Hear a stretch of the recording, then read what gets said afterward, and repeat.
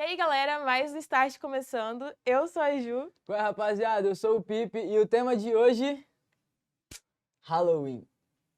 Outubro está chegando ao fim e a gente não poderia deixar de falar de uns feriados mais aguardados no ano, o Halloween, que é celebrado há mais de 2000 anos pelos celtas. E como de costume, no Start de hoje vamos te contar algumas curiosidades sobre este evento.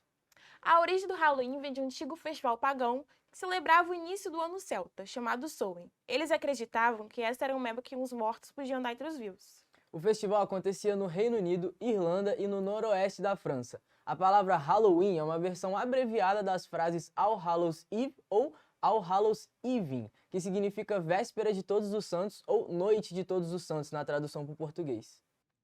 Ele começou a ter grande impacto quando chegou nos Estados Unidos, através da migração dos irlandeses que carregaram Halloween para lá no século XIX. Nas tradições norte-americanas e inglesas do Halloween, acredita-se que na noite do dia 31 de outubro, as almas saem de seus túmulos e seguem pelas ruas amedrontando todos aqueles que estão por perto. Nessa ocasião, principalmente as crianças e jovens saem fantasiadas de mortos-vivos, monstros, bruxas e outros personagens para sair de casa em casa fazendo a famosa pergunta: doces ou travessuras? Ou, para você que é bilíngue, trick or treat. No início da comemoração do Halloween, as pessoas menos favorecidas pediam alimento nas casas em troca de orações aos familiares mortos. E foi assim que as crianças começaram a visitar as casas. Economicamente, o Halloween é uma grande fonte de capital para os Estados Unidos, mas não só no consumo de fantasias e doces. Estima-se que todos os anos, cerca de 179 milhões de pessoas celebram a festa por lá, o que movimenta a economia do país, fazendo o comércio faturar cerca de 9 bilhões de dólares. E as empresas que não são bobas nem nada já começam semanas antes a fazer campanhas de pré-estreia de produtos ou serviços relacionados ao Halloween, porque para ficar de fora dessa grana toda girando só se for muito doido. E você acha que só os gringos se aproveitam disso? Com certeza não, os brasileiros estão espertos e seguem o mesmo padrão lá de fora. As marcas têm se aproveitado desse período para fazer campanhas temáticas um tempo antes do feriado. E uma que ficou bem famosa é a do Burger King. Esses aí adoram fazer um buzz no mercado. Ah, vai me dizer que você não lembra do pessoal indo buscar seu lanche de graça montados em vassouras depois do BK ter lançado essa promoção? E se de graça até injeção na testa, por que não trocar sua bike por uma vassoura e sair com um becazudo tenebroso na mão? Além disso, há influências de grandes lançamentos cinematográficos do terror como forma de divulgar esse feriado mundialmente. Desde os filmes mais sombrios, recheados de personagens de situação psicológica conturbada e crimes sangrentos, até animações que podem fazer ser vistas com toda a família, sem fazer ninguém perder o sono.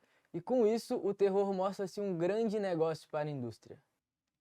Voltando um pouquinho no tempo, o gênero de terror nasceu logo dos primórdios do próprio cinema, com George Méliès, que idealizou e realizou seu primeiro filme de terror no século XIX, um curta-metragem chamado O Castelo do Demônio. A literatura de horror também foi um dos pontos importantes para a popularização do terror. Foi daí que surgiu o tão famoso Drácula, um personagem de uma das obras do escritor Bram Stoker, publicada em 1897, que quase 100 anos depois acabou virando até um filme. Esse personagem icônico foi tão importante para o segmento que várias obras e produções feitas depois dele têm fortes referências do vampirão. Apesar de passar um tempo sem filmes relevantes, o terror volta forte no expressionismo alemão. Logo depois da Primeira Guerra, ele é usado como manifestação artística com temas voltados para o terror psicológico, com cenários distorcidos e maquiagens carregadas, como no filme Gabinete do Dr. Caligari, um filme mudo de 1920. Já com o cinema falado na década de 30, percebemos a grande presença de histórias mais fantasiosas. Isso tudo para fazer com que as pessoas esquecessem dos problemas que enfrentavam após a crise de 29. Nesse momento, Halloween entra para a cultura pop e passa a ditar as influências do mundo do terror, enquanto a ciência coloca o horror para escanteio nos anos 50. Com o aumento dos avanços tecnológicos, os filmes retratavam experimentos de cientistas, e assim surgem os gigantes que ameaçam cidades inteiras, como Godzilla. Outros monstros também surgem no imaginário comum, e os famosos zumbis são representados em A Noite dos Mortos-Vivos. Assim, os clássicos filmes de Alfred Hitchcock demonstram como os humanos são mais medonhos do que parece, como no filme Psicose. Ao mesmo tempo que os filmes com acontecimentos sobrenaturais ganham vez ao passar dos anos, através do Exorcista e a Morte do Demônio. Os ícones do terror como Chuck, Freddy Krueger e Jason abrem as portas para os serial killers como o subgênero slasher, onde personagens psicopatas se tornam mais comuns. Tem também o clássico Michael Myers, o maníaco da máscara branca que se destaca no filme Halloween, A Noite do Terror, com um assassino em série. Mas nem só de coisa pesada vive o Halloween. Tem bastante coisa mais light no terror. Podemos falar do famoso Tim Burton, que se destaca pelos filmes O Estranho Mundo de Jack e o clássico Beetlejuice, que em português foi traduzido para Os Fantasmas se Divertem.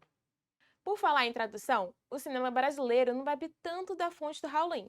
Porém, se engana quem diz que o Brasil não sabe fazer filmes com a temática arrepiante. Basta a gente lembrar do lendário José Mojica Marins, para os mais íntimos, Zé do Caixão, e é de 1964 uma de suas mais consagradas produções, A Meia-Noite Levarei Sua Alma.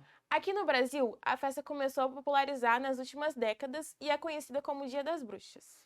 Aqui são realizadas principalmente festas para adultos se fantasiarem, embora algumas escolas até façam festividades para a criançada. Outra prática comum entre os brasileiros é assistir filmes de terror. Alguns canais de televisão preparam uma grade de programação especial com esse tipo de filme na semana do Halloween. Apesar da popularidade, algumas críticas à implementação de festas da cultura norte-americana e britânica no cenário cultural brasileiro começaram a aparecer. E houve até uma movimentação política que transformou o dia 31 de outubro no Dia do Saci. No folclore brasileiro, o Saci é retratado como um menino travesso, fato que pode ser associado às travessuras de Halloween. Nesse dia, muitas instituições educacionais do país propõem atividades relacionadas com essa figura folclórica. A ideia é divulgar a história do folclore brasileiro, já que muitos não conhecem as lendas que envolvem o imaginário do nosso país. Algumas das atividades são confecções de bonecos do Saci e de gorros vermelhos, leitura de lendas, apresentações teatrais, músicas e jogos como a caça ao Saci. E depois desse start assombroso, me faz um favorzinho, fica ligado nas redes sociais do Lápis para não perder mais obras de arte como essa. E se você gosta de filmes, dá uma olhada no Start do ano passado. Nossos colegas falaram bastante sobre filmes no Halloween. Muito obrigado você que assistiu até agora e a gente se vê no próximo Start.